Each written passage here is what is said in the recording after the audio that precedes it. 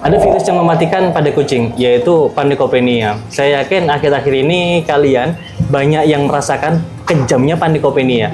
Oleh karena itu, di video kali ini kita akan membahasnya dari segi pengalaman para breeder gitu ya, bukan dari segi kedokteran. Ya, memang kedokteran sama pengalaman memang bisa dijadikan satu.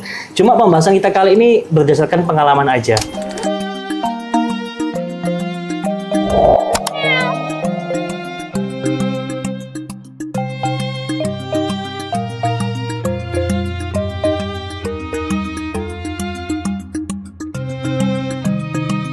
Kali ini saya sama Mas Ferry sebagai narasumber kita. Wah iya Mas. Dan video kali ini kita akan membahasnya dari segi breeder, dari segi pengalaman. Jadi bagi kalian bisa mengikutinya sehingga pengalaman ini jadikan guru yang berarti buat kalian. Oke Mas, nah ini aku pernah baca juga 3 penyakit tertinggi yang bisa bikin kucing mati. Ya. Yang pertama ada salisi, Ya. FIP, sama Panle. Nah, sebetulnya Panle itu ada di strata tinggi, Mas. Mana yang paling tinggi? Strata Yang paling nomor tinggi, 1. Panleukopenia. Karena kayak gini, kalau di kalisi itu ada gejala. Oke. Gejalanya biasanya di di mulut. Itu ada cairan gitu kan, cairan. Baunya juga berbeda. Sementara di Panleukopenia ada beberapa kasus yang ada gejalanya, ada beberapa kasus yang tidak ada gejala. Oh. Biasanya penyerangannya itu frontal. Semua virus penyerangannya frontal ya. Frontal ini maksudnya gimana? Baik dari kalisi maupun Panle, itu penyerangannya itu semuanya satu kena, biasanya semua akan kena. Nular. Penularannya itu agak masif gitu loh. Nah kita kan sekarang ngomongin yang Panle yang paling tertinggi nih. Ya. Yang paling dasar apa Mas penyebabnya? Yang paling dasar banget. Penyebabnya virus ya. Pasti ya? Pasti virus. Kalau ditanya secara detail penyebabnya apa sampai detik ini saya sendiri nggak tahu. Bahkan ketika saya baca di jurnal kedokteran juga nggak tahu juga. Artinya penyebabnya masih belum diketahui secara detail pastinya gitu ya. Ya. Panle penyebab pastinya dari penularan iya. Tapi sumber asalnya dari mana? Nah ini yang kita nggak paham nih. Berarti semacam virusnya sebagai macam goib berarti Mas? Atau gimana? Nggak hanya maksudnya, goib sih. Pernah nggak ada penelitian yang kayak, oh ini loh bentuknya Panle? Yang jelas kayak gini Mas, Panleukopenia itu kalau dari sumber-sumbernya, asal muasalnya nggak bisa kita deteksi. Minimal yang kita bahas di sini adalah bagaimana supaya kucing kita tidak terkena Panle. Oke ya. Yang pertama mungkin kita harus vaksin. Di kucing-kucing yang memang sudah siap di usia 2,5 bulan atau minimal berat badannya 900 gram. Hampir 1 kilo ya? Hampir 1 kilo itu harus kita vaksin. Wajib. Vaksin F3 ya. Vaksin F3, ada Vilen Panleukopenia, ada Rhinotrachetis, ada kalisi. Kemudian di bulan berikutnya kita ulangi vaksin. Jadi usia 2,5 bulan vaksin. Usia 3,5 bulan atau di usia 4 bulan vaksin lagi. Kemudian vaksin ini kita ulang di tahun berikutnya. Oh berarti udah bukan per bulan lagi ya, udah di tahun selanjutnya. Tahun berikutnya. Kita masuk ke vaksin tahunan. Gitu ya. Vaksin tahunan. Tapi gini, vaksin ini jangan kamu mempunyai pikiran kalau kucing sudah divaksin maka dia akan terbebas dari ketiga virus tadi. Enggak. Berarti masih ada kans untuk terjangkit. Ya, betul. Artinya vaksin tidak menjamin bahwa kucing kita akan bebas dari virus. Tapi ketika kucing sudah tervaksin, maka kemungkinan dia survive akan lebih tinggi. Berarti tingkat bertahannya lebih panjang, lebih tinggi. Dia akan lebih survive, dia akan lebih sehat lagi. Kalau kucing belum tervaksin, kemungkinan terburuknya ya meninggal. Pasti meninggal ya? Kemungkinan terburuk ya? Meninggal. Ada pertanyaan juga. Apakah kucing kalau belum divaksin ketika dia kena Panle, apakah dia pasti meninggal? Enggak juga. Loh, kok bisa Mas? Enggak. Jadi gini, akan ada 2 narasi yang berbeda. Yang pertama, vaksin tidak menjamin kucing kita bebas dari Panle. Kemudian ada narasi yang kedua nih, kucing ketika dia terkena Panle, belum tentu dia akan meninggal walaupun dia belum divaksin. Gitu ya. Jadi kembali lagi bagaimana imunitasnya, bagaimana daya tahan tubuhnya, bagaimana perawatan kita, bagaimana pengobatan kita, ini yang penting. Poinnya di situ ya. Poinnya di sini. Berarti vaksin bukan semata-mata tidak kena virus. Ya, Kan masih bisa kena. Masih bisa kena. Masih Oke. bisa kena. Oke. Ya. Dan kucing yang sudah kena pandai belum tentu dia akan meninggal juga. Tergantung perawatan kita, tergantung pengobatan kita. Oke, di situ poinnya berarti Mas. Itu poinnya ya. Oke, paham, Dan ini kita akan membahas nih. Dan juga kayak gini ya. Ini mohon maaf, saya sebelumnya mohon maaf untuk teman-teman dokter hewan juga gitu ya. Ada yang bilang kayak gini, kalau udah kena pandai bawa ke dokter hewan aja gitu ya. Iya. Belum tentu juga. Gak pasti. Gak pasti juga. Bahkan ada beberapa, mohon maaf teman-teman gitu ya, kena pandai dibawa ke dokter hewan malah banyak yang meninggal gitu ya. Padahal perawatannya juga juga maksimal gitu ya. Sebetulnya yang bermasalah bukan di dokter hewannya, tapi ya kembali lagi di takdir kita. Oke. Ya sekali ngomongin takdir gitu ya. Iya. Kembali di takdir kucingnya. Oke, siap. Banyak loh ya manusia yang sakit dibawa ke dokter, dibawa ke UGD, dibawa ke klinik gitu ya, meninggal juga. Iya, betul. Dan saudaranya, ahli warisnya kadang-kadang mereka ya wis lah. Bapak saya meninggal ya wis lah, sudah waktunya innalillahi gitu ya. Tapi ketika ada kucingnya yang sakit dibawa ke dokter hewan, terus meninggal di situ, gitu kan, meninggal di situ. Kebanyakan dari kita mencari kambing hitam atau menyalahkan dari dokter hewannya. Ini yang kasihan sama dokter hewannya saya itu. Mereka, betul. Iya kan? Iya, mereka dijadikan kambing hitam. Jangan ke dokter hewan itu. Kenapa? Kucingku meninggal di situ. Apakah karena SOP-nya? Mereka pasti dokter hewan pasti SOP-nya udah bener dong. Iya, betul lah. Atau mungkin ya memang ada sih dokter hewan yang masih junior, yang masih belum pengalaman gitu kan. Cabangnya masih tinggi. Ya, tapi minimal kita tepislah sedikit gitu kan. Kita positif thinking lah sedikit. Nah, ini kalau yang di Saman sebagai breeder Mas, pernah ada pengalaman kucing pandai itu berapa ekor Mas? Gini, kalau kita jadi breeder, bullshit kalau saya bilang kita nggak pernah punya pengalaman ya. Iya pasti ya. Pasti adalah. Ya memang itu sisi kelam dari kita. Iya, sebagai breeder ya. Sebagai breeder memang gitu. Karena gini Mas, kalau kita punya hewan peliharaan gitu ya, kita harus siap 3M. Apa itu 3M? Ini itu? pernah saya baca ya, pernah saya kasih tahukan juga. M yang pertama, kita harus siap bahwa hewan peliharaan kita akan meninggal. Oke, yang pertama meninggal. Oke, akan mati gitu ya. Kemudian yang kedua, kita harus siap hewan peliharaan kita dimaling. Dicuri. Dimaling. Meninggal, maling. Yang ketiga, kita harus siap hewan peliharaan kita minggat. Kabur. Oke. Ya, jadi kita harus siap 3M. Minggat, maling, atau yang ketiga meninggal.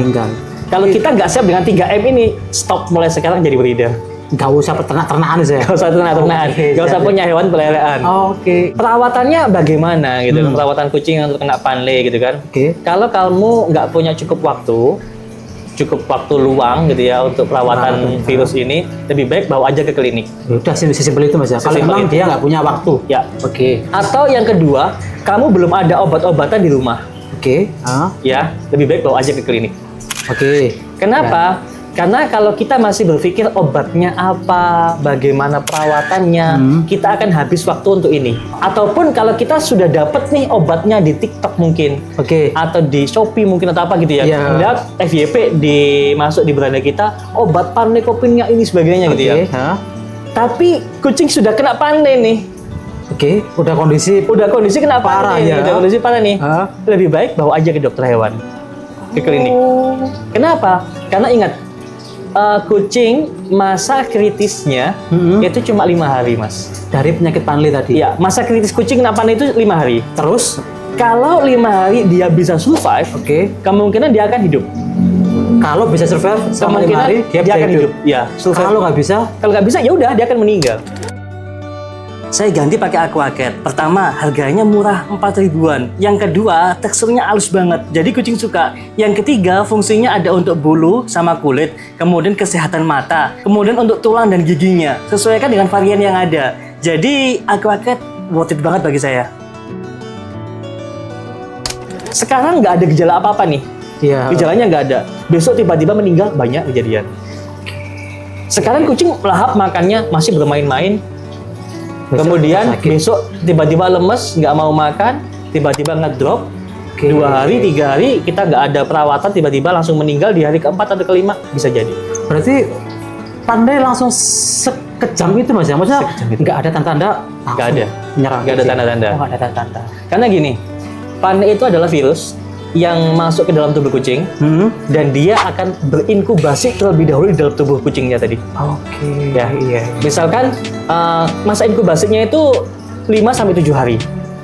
Oh, itulah tadi hitungannya kenapa masa kritisnya 5 hari tadi. Enggak beda. beda. Oh, oke. Masa inkubasi virus di dalam tubuh itu 5-7 hari. Pandai Copinia. Ya. Oke. Dan selama masa inkubasi kucing tidak akan menunjukkan gejala apapun. Seserem itu ya? Seserem itu. Selama masa inkubasi 5-7 hari, dia tidak akan menunjukkan gejala apapun. Tidak diare, tidak mengurangi nafsu makan, enggak. Berarti normal. Normal. Padahal virus sudah masuk nih. Virus sudah masuk.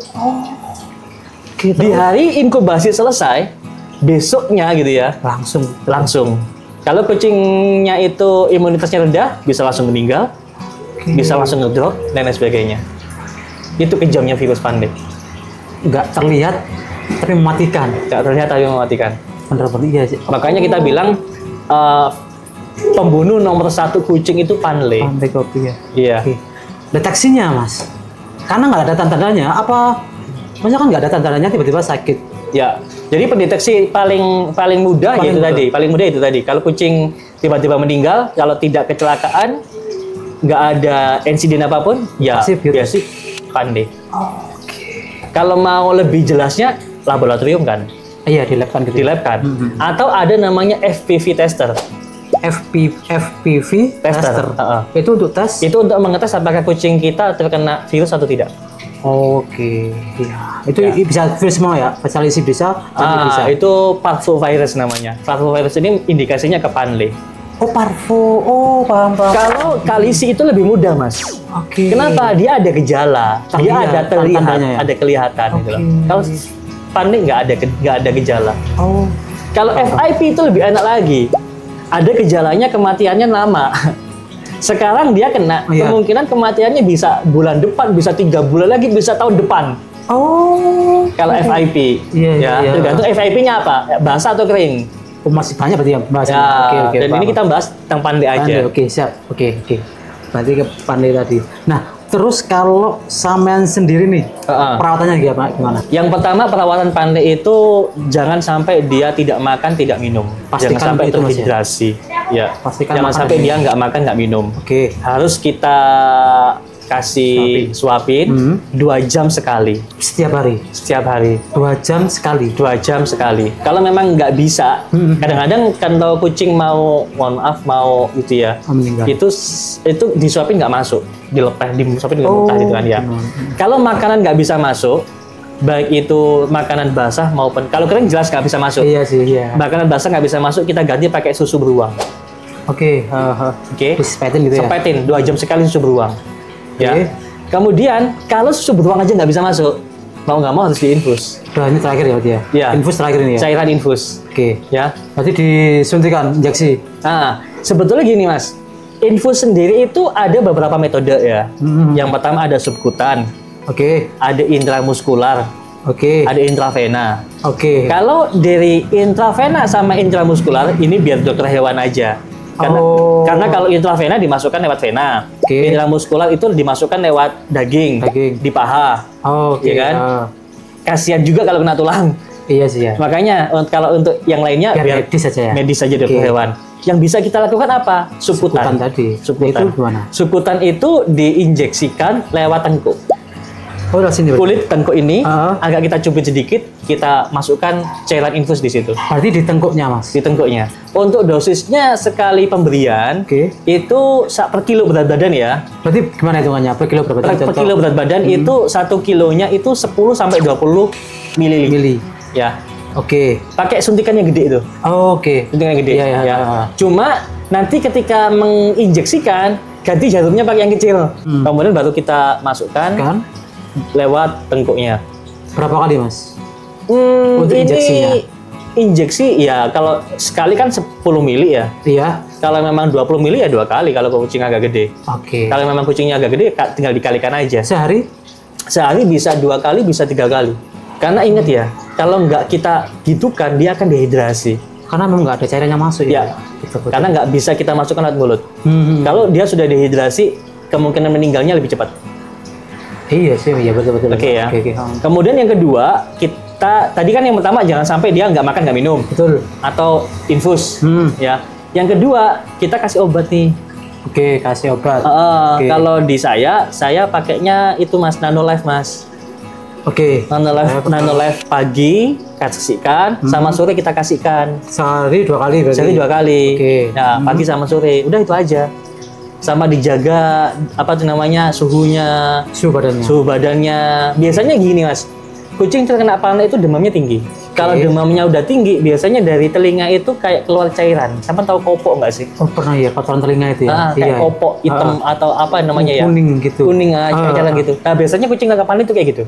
Dan itu tetap harus kita bersihkan juga. Kalau saya bersihkan, saya pakai nano telinga untuk membersihkan kotoran telinganya tadi. Bukan, lebih tepatnya apa ya, kayak cairan Mas, cairan yang mengental. Kayak nanah Mas? Kayak seperti itu ya, kita bilangnya kayak kopok ya. Iya. Bau busuk ya. Saya nggak mencium Mas, mohon maaf, saya nggak bodoh mencium kalau kayak gitu. Ketika salah membersihkan, oh ya bau. Enggak, saya nggak seperti itu. Saya tahu kalau kotoran dia bau ya. Saya nggak sebodoh itu untuk mencium kotoran telinga. Iya. Ada 3 poin. Yang pertama, kalau orang tadi masih menyalahkan orang lain, ya kan? Mencari kambing hitam, berarti dia butuh belajar. Berarti dia butuh belajar. Kalau yang kedua, kalau orang tadi itu tidak menyalahkan orang lain, tapi menyalahkan dirinya sendiri, ya kan? Berarti dia sedang belajar. Atau kamu termasuk orang yang ketiga. Apa itu yang ketiga itu? Yang tahu masalahnya dan berusaha menyelesaikannya, tapi ketika apa yang kamu selesaikan gagal, kamu jadikan itu sebuah evaluasi, sebuah pembenahan buat diri kamu sendiri, maka kamu termasuk orang yang arif dan bijaksana. 3 poin. Kamu termasuk golongan yang mana?